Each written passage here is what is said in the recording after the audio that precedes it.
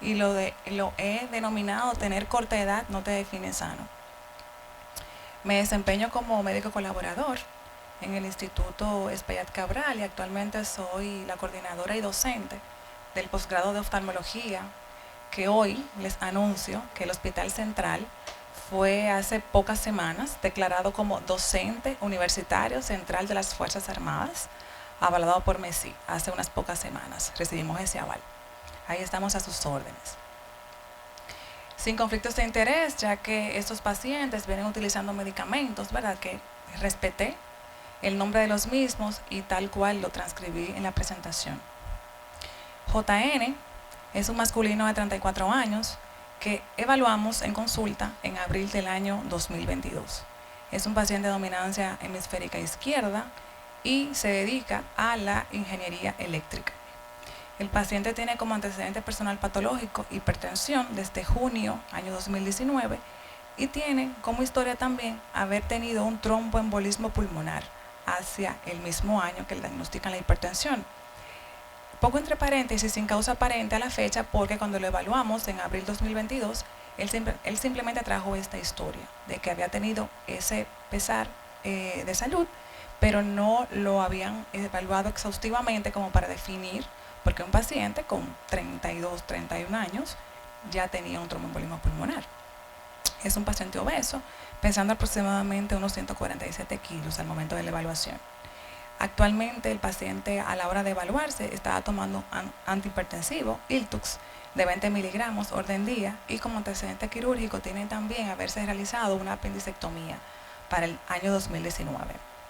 Si usted me permite, doctora Corona, quizá me detenga un poquito porque tenemos un gran grupo de residentes para ir, porque hay detalles que quizás para los oftalmólogos, para los neurólogos, para los neurooftalmólogos no son similares. Entonces me voy a detener para que los residentes también puedan aprovecharse.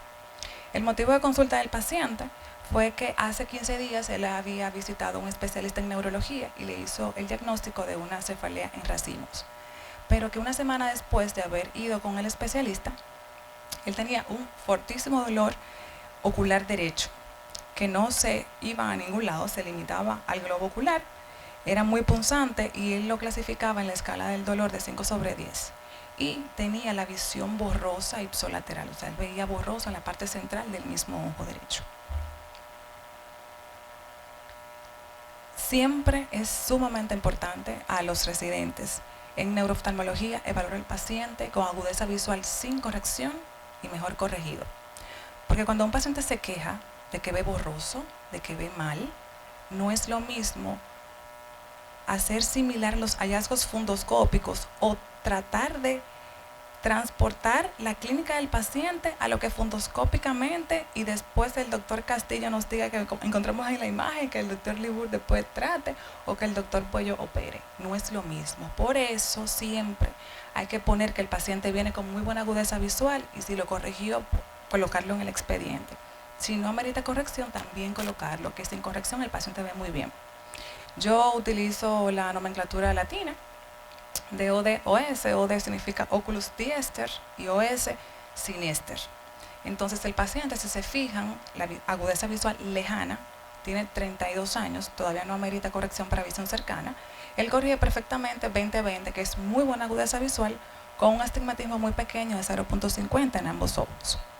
Llama la atención esta cartilla de Amsler que está en la diapositiva, está normal, pero el paciente describió distorsiones centrales en esta cartilla en la evaluación.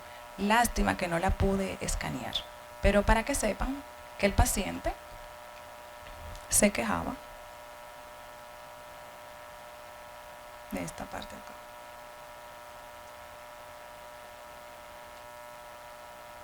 Esta parte era la que veía borrosa con el ojo derecho, siendo asintomático en el ojo izquierdo.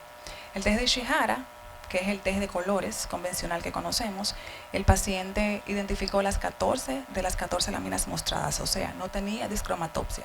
Ya sabemos con esto que el paciente ve muy bien, sabemos que el paciente con lentes ve mucho mejor que tiene una distorsión en el área central macular del ojo derecho, pero que no tiene escromatopsia. Esto nos va orientando a por dónde eventualmente pudiera estar vinculada su motivo de consulta. OU significa Oculus Uterque. En el segmento anterior, córnea, iris, conjuntiva, sin alteraciones en ambos ojos, y las presiones intraoculares eran normales, eran de 12 en ambos ojos. Como es de esperarse, en la consulta de neurooftalmología se le toma la tensión arterial a los pacientes en ambos brazos, siendo la tensión arterial en el brazo derecho al momento de la evaluación del paciente de 123,88 milímetros de mercurio, en el brazo izquierdo 130,90 milímetros de mercurio, ya con 15 minutos sentado en la silla del examinador, a sabiendas de que recordar que no debe pasar de 10 milímetros de mercurio entre un brazo y otro al momento de tomarle la presión al paciente.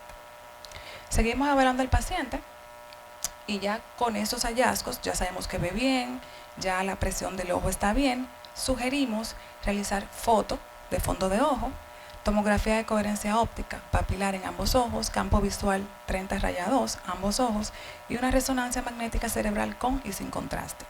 Nunca escatimar recursos en sus pacientes, se los digo a diario a mis residentes.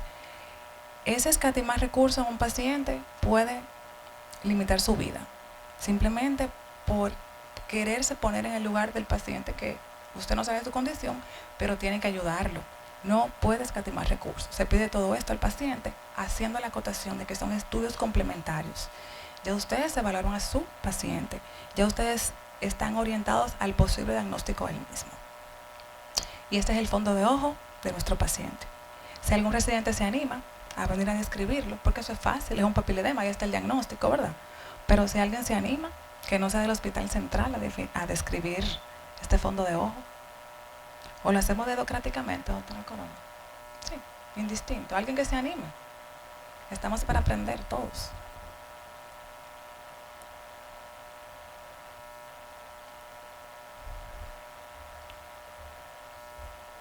Así es.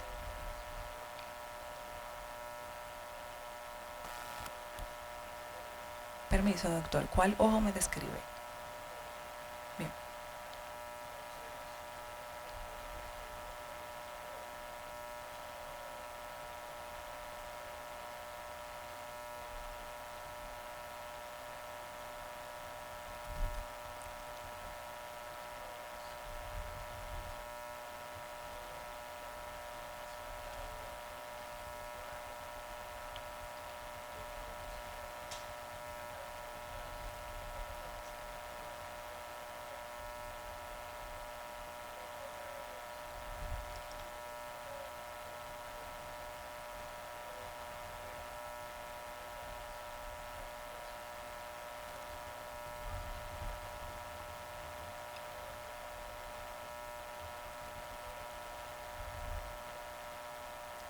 Muy importante saber eso, que cuando están estas características clínicas que muy bien describió el doctor, de manera bilateral, eso lo hace papiledema, hasta que se demuestre lo contrario.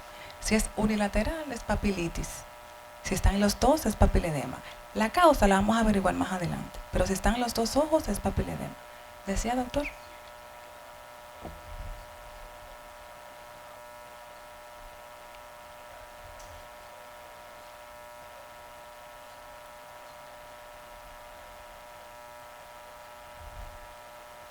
Excelente, doctor.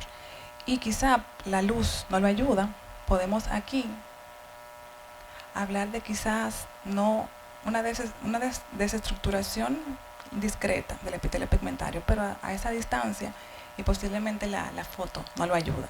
Pero lo hizo genial, doctor. Eso describe lo que él dijo, un papiledema. Yéndonos más adelante, aquí vemos las fotos más ampliadas y quizá aquí sí se puede ver un poquito más sobrelevada la parte central en el ojo derecho, que recordando el paciente se quejaba de que estaba distorsionada su visión central en ese ojo. Sabiendo esto, entonces, para estudiar un paciente con papiledema, importantísimo, ya hice mi fondo de ojo, pero lo corroboré con la foto. Vamos a hacer campo visual a estos pacientes y tomografía de coherencia óptica. Eso no puede faltar. Y recordando, en este mismo orden, como está descrito en el cuadro rojo, Aumento de mancha ciega es el primer hallazgo en campo visual por papiledema. En segundo orden, el escalón nasal. Y por último, la construcción del campo, que ya habla de un papiledema crónico. Un papiledema ya que está sobrepasando el tiempo que consideras que debe establecerse el mismo. Entonces aquí vemos en el ojo derecho, ya que tiene un escalón nasal, el paciente, y en el ojo izquierdo, aumento de la mancha ciega. Eso es muy importante y siempre se le pregunta a los residentes cuáles son los hallazgos por campo visual en ese mismo orden del papiledema. Entonces, aquí hacemos la tomografía de ecovenencia óptica. Recuerden que son estudios complementarios. Vamos a ver. Siempre es sumamente importante fiarse de la calidad de la imagen, que sea mínimo 7 u 8 sobre 10. Aquí vemos que es 4 sobre 10 y en el otro lado este 6 sobre 10. Dirán, bueno, no es confiable, pero el edema importante y la fijación del paciente en ese ojo no hace que el examen sea más asertivo todavía. Entonces fíjense cómo en la capa de fibras nerviosas se ven aumentadas a expensas del ojo izquierdo, no siendo el ojo que le molesta al paciente. Eso es sumamente importante. Si ustedes se fían del OCT, si tengo 255 micras en el ojo izquierdo, es un aparatoso edema en el disco, pero todavía el paciente no se queja en su visión central. Sin embargo, en el ojo derecho es de 127 micras y es el ojo que le molesta al paciente. Vamos a hacer énfasis ya aquí en el área de visión central y fíjense cómo esa desestructuración sobrelevada que vimos en el epitelio pigmentario se corresponde con esta zona de edema. ¿Alguien me la describe esa OCT que no sea el mismo doctor? Está fácil. El ojo izquierdo está normal y el ojo derecho. A ver, ¿quién se anima? A los que les gusta retina.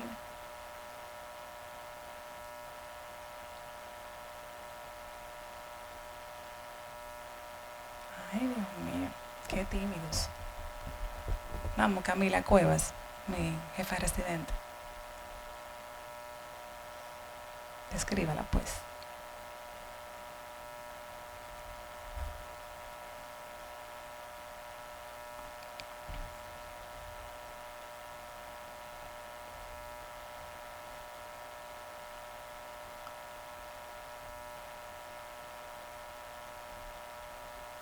Está bien. Y el ojo izquierdo está normal. Aquí vemos una imagen más ampliada de lo que la doctora describió en el ojo derecho. Fíjense que el paciente es evaluado más adelante y las fibras siguen aumentando. Si se fijan, están ahora en 375 micras y 452 micras. A ese paciente ya se le había instaurado el tratamiento del papiledema. Ya sabemos que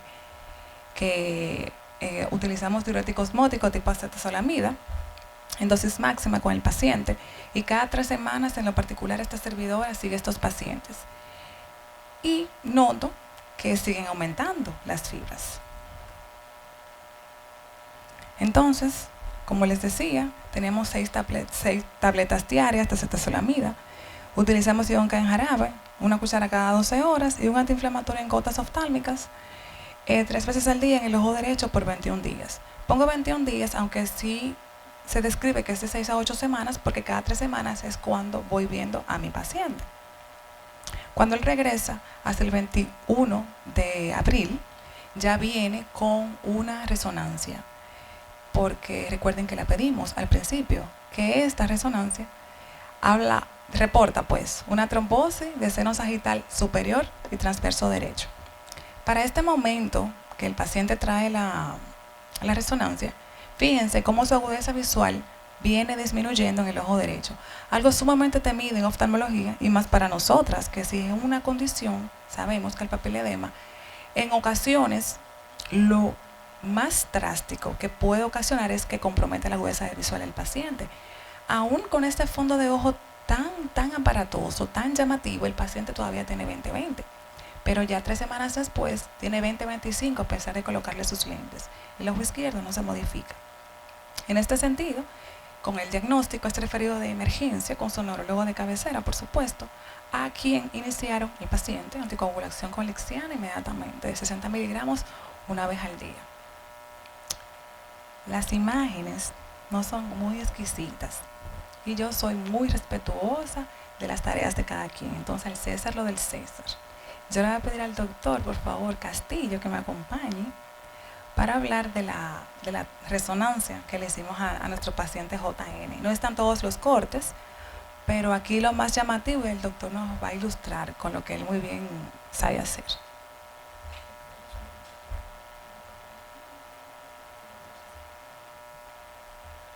Buen día a todos. Gracias, doctora Mercedes.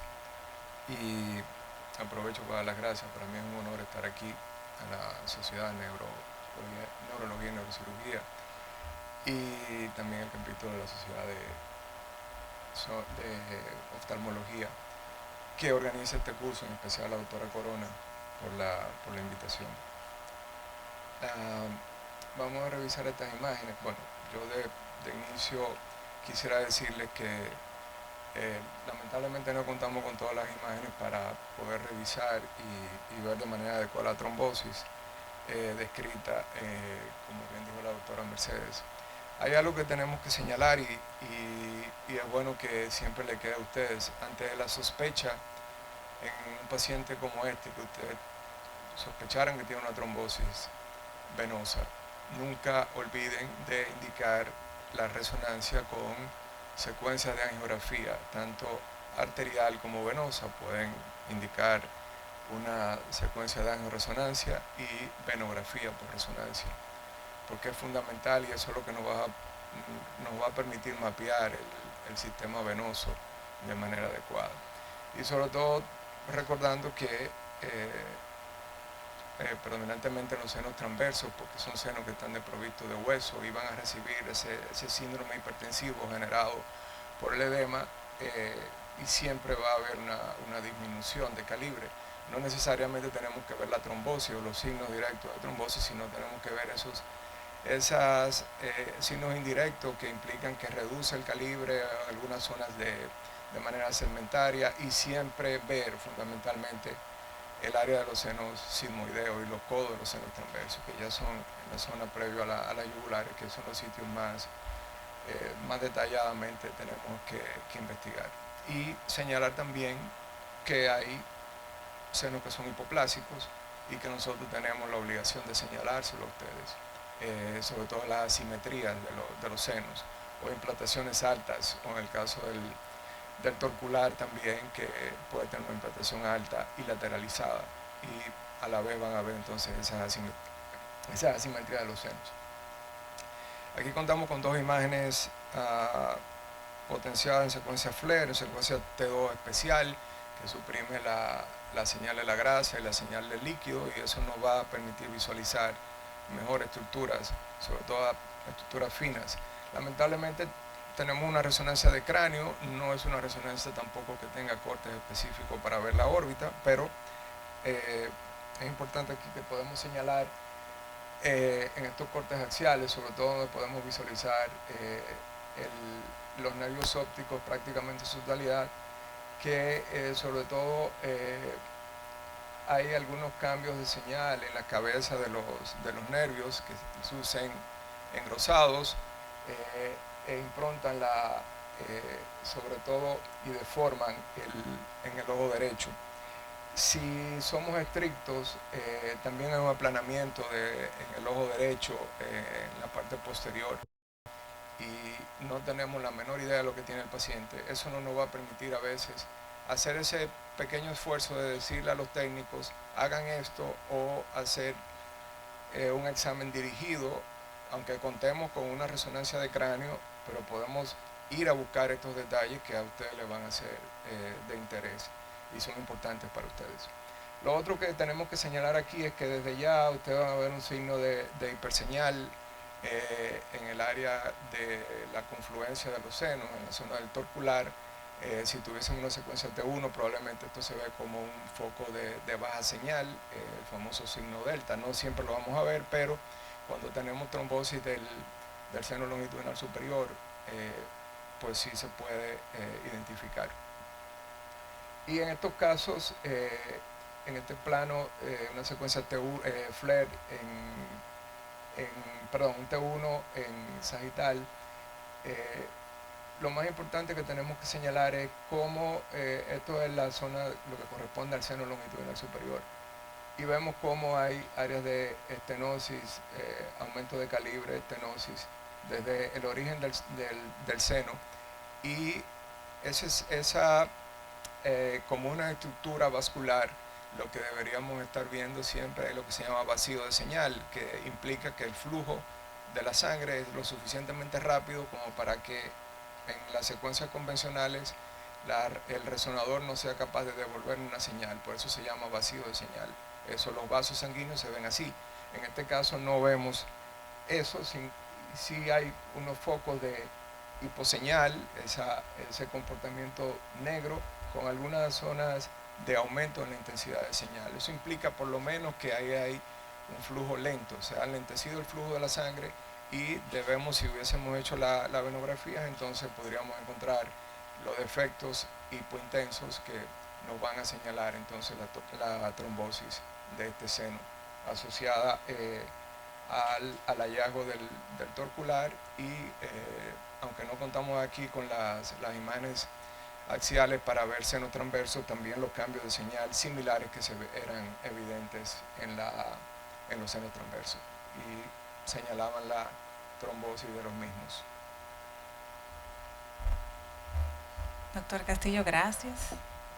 Una clase temprano de la neuroradiología, ¿verdad? Que nos ayuda tanto, porque cuando recibe las indicaciones nuestras, tiene la cortesía de sugerir y decir, yo pienso, sugiero, y obedecemos. Y le hacemos los estudios que usted pide. Yéndolo más adelante, ya vemos al paciente un mes después, con una agudeza visual que está aún más comprometida. Ya tenemos aquí, todavía siguen inflamados los nervios ópticos, si se fijan, a pesar de haber aumentado la dosis de la acetazolamida, siguen edematizados. Entonces, en ese momento, yo confieso, porque hay que admitir también, yo me asusté. Y el paciente tenía un neurocirujano de cabecera que se lo sugirieron, y yo lo llamé. Y le dije, doctor, yo estoy asustada porque yo estoy haciendo lo que yo entiendo que yo tengo que hacer con un paciente con hipertensión endocraniana, tiene papiledema, y ya, de verdad, o sea, está bajando visión. Y les repito, es algo sumamente temido para los oftalmólogos y más para nosotras, las neurooftalmólogas. Y recuérdense que él llegó con 20/20, pero ya ha perdido 2 líneas más de visión. Este paciente hay que poner una válvula definitivamente. Hay que buscar la forma de sacar ese líquido a nivel intracraneal porque ya, o sea, tiene bastante medicina y la visión baja. Y me dio aquella paz. El neurocirujano me dijo, palabras textuales: mija, tranquila, ahí no hay indicación de válvula. Usted siga con su acetazolamida, que él siga anticoagulado, que eso va a ceder poquito a poco. Y si el neurocirujano me dijo así, yo traté de impregnarme de esa calma con la que él me habló. Si se fijan, ya más adelante, ya con el antiinflamatorio en gotas, fíjense cómo el área macular del ojo derecho ya vuelve a la normalidad. Entonces aquí me adelanté, porque yo lo llamé, él se le subió las pastillas, él le dijo que tenía que bajar 60 libras de peso lo más pronto posible, mantener el jarabe, anticoagulante, el analgésico bioral por las fuertes cefaleas que tenía el paciente. Ya más adelante el paciente, cuando al mes siguiente, forzosamente había disminuido 16 libras, ya la agudeza visual viene recuperándose, ya tenemos 20/25 de visión. El área macular, más adelante vemos que está más estructurada y que ya sí vienen bajando las micras de edema en el ojo, en ambos ojos. Si se fijan acá, estos numeritos son demasiado importantes para nosotras, porque es una forma cuantitativa de medir el papiledema, porque no tengo forma de decir, sí, es un papiledema en cualquier etapa, pero ¿cuántas micras tiene? Por eso la insistencia de pedir este estudio de manera seriada para ir contabilizando ese líquido. Fue mejorando el paciente, ya está en 20/20 sin corrección. 16 más 18 libras del paciente. Fíjense cómo están las micras también de este paciente. Y realmente él agradece el abordaje que se le dio. Fíjense cómo aquí estructuralmente el área macular está muy bien. Y recordarle, simplemente, para no extenderme un poquito más, es que el papiledema siempre es bilateral. Para hablar de papiledema son dos nervios ópticos hinchados, así sea de manera asimétrica. O sea, que el derecho no luzca como el izquierdo o viceversa, no lo excluye. Si están los dos edematizados, así sea de manera asimétrica, es un papiledema hasta que se demuestre lo contrario. Y habla siempre de que hay una hipertensión endocraneal que usted va a investigar. En este caso, era la trombosis de los senos que tenía este paciente. Importante recordar que hay poca o ninguna repercusión, como les dije al principio, en la agudeza visual de estos pacientes, a menos que ya sea muy tarde, y que la causa más frecuente es la hipertensión intracraneal idiopática, mujeres obesas en edad fértil. No es el caso de este paciente, porque vemos que la trombosis venosa cerebral es una causa poco frecuente de papiledema, pero está descrita que en condiciones de hiperviscosidad, tumores intracraneales algunos, traumas craneoencefálicos, hemorragias cerebrales, encefalitis, infecciones, puede estar presente. Y y que se presente esto en pacientes pediátricos, tal como lo dice este artículo, no lo excluye. En este paciente se hicieron todos los exámenes de laboratorio, de genética, se fueron fuera y él terminó teniendo un factor 5 de Leiden, para recordar simplemente que es un trastorno de coagulación sanguínea heredado.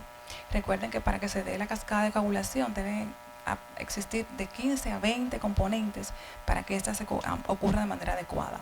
Este factor 5 está alterado en estos pacientes y se debe a una mutación de la proteína del factor 5 en la sangre. Es muy poco común y puede darse porque haya un anticuerpo que va a interferir en este factor o de manera hereditaria. Y que las causas, pues, mujeres que acaben de dar a luz, en algunos tipos de cirugías, en algunos tipos de cáncer y en ocasiones es idiopático. Tener corta edad no te define sano, hay que ir al médico a chequearse, ver a sus